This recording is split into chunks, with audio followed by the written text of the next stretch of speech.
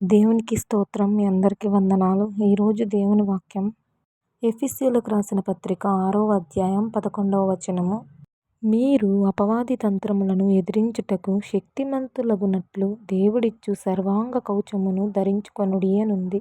Ephesians 6th chapter 11 words. Put on the whole armor of God, that all of you may be able to stand against the wiles of the devil. ఈ వాక్యంలో పౌలు గారు విశ్వాసికి కావాల్సిన కవచాల గురించి చెప్తున్నారు. అవేంటో తెలుసుకుందాం. క్రైస్తవ జీవితం ఒక ఆత్మీయ పోరాటం. శత్రువులతోనూ మనుషులతోనూ కాదు. అపవాది తన తంత్రములతో, మోసాలతో, శోధనతో, భయం, నిరుత్సాహంతో దేవుడికి దూరం చేస్తుంది. దేవుడిచ్చు సర్వాంగ కవచములు తెలుసుకుందాం. మొదటిది ఎఫెసీయులు రాసిన పత్రిక 6:14 సత్యమనే నడికట్టు. దేవుని వాక్యంలో సత్యాన్ని నమ్మి నిజాయితీగా జీవించినప్పుడు అపవాది యొక్క అబద్ధాలకి మోసపోము.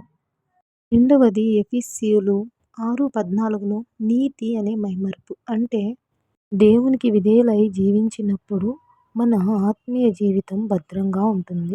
మూడవది ఎఫెసీయులు 6:16 విశ్వాసం అనే డాలు. శత్రువుల బాణాల నుంచి డాలు ఎలా కాపాడుతుందో అలాగే విశ్వాసం అనే డాలు మన శోధనలు, కష్టాలు, ఆపదల నుంచి కాపాడుతుంది. ఇక నాలుగవది ఎఫెసీయులు 6:17 రక్షణ అనే శిరస్త్రాణం. అంటే హెల్మెట్ ఎలాగైతే మనల్ని కాపాడుతుందో అలాగే దేవుడి యొక్క రక్షణ మన ఆలోచనల నుండి, నిరాశ, భయము, అపనమ్మకాల నుండి కాపాడుతుంది. ఐదవది ఎఫెసీయులు 6:17 వాక్యం అనే ఖడ్గం.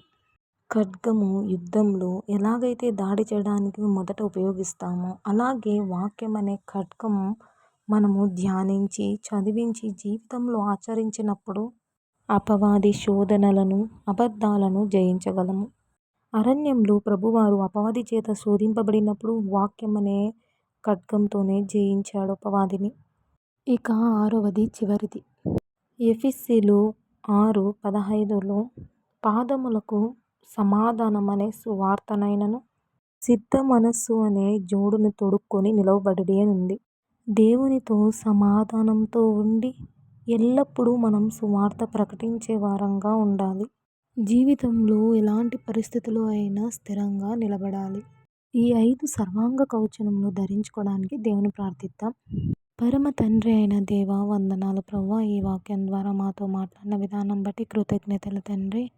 అవును తండ్రి, ప్రతిరోజు మేము సర్వాంగ కవచమును ధరించుకొని అపవాది తంత్రములను, మోసములను ఎదిరించగల బలాన్ని మాకు అనుగ్రహించుము తండ్రి. ఎలాంటి పరిస్థితుల్లో అయినా స్థిర విశ్వాసాన్ని మాకు దయచేయండి ప్రభువా. ఈ వాక్యం విని విడిచిపెట్టుకోకుండా మా జీవితంలో ఆచరించే కృపను దయచేయండి తండ్రి. ఇంకా ఎంతమంది రక్షణ లేదా రక్షణ దయచేయండి ప్రభువా. అలాగే తండ్రి, ఈ వాక్యం విన్న ప్రతి ఒక్కరి హృదయం ఫలించి అభివృద్ధి చెందునుగాక. యేసుక్రీస్తు పరిశుద్ధ నామములో అడిగి వేడుకొని పొందుకొని ఉన్నాం తండ్రి. ఆమేన్.